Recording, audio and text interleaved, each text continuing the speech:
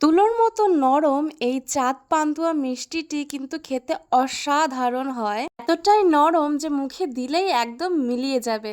আপনাদের একটা ভেঙে দেখাচ্ছি, দেখুন কি পরিমাণে সফট হয়েছে। এই মিষ্টিটি বানানো কিন্তু একদমই সহজ। আমি এখানে 1 কাপ পরিমাণে ফ্যাটানো টক দই নিয়েছি, 2 টেবিল স্পুন রিফাইন্ড অয়েল দিয়ে আর সামান্য পরিমাণে সোডা দিয়ে ভালো করে মিশিয়ে নিয়েছি। এবারে 1 কাপ ময়দা আমি একেবারে দেব না, অল্প অল্প করে দইয়ের সাথে ভালো করে মিশিয়ে নেব। যত ভালো ময়ান দেব মিষ্টির ভেতরটা কিন্তু ততটাই সফট হবে। মেখে কিছুক্ষণের জন্য রেখে দেবো, দেখবেন একদম ফুলে উঠেছে। আমি মিষ্টি শিরাটা বানিয়ে নিয়েছি। ময়দাটাকে আমি এবার পাতলা করে বেলে নিয়েছি। আপনারা আপনাদের পছন্দ মতো শেপ করে নিতে পারেন।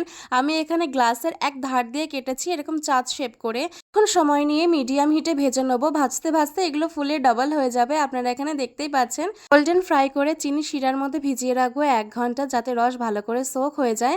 রেডি চাঁদ পান্তুয়া।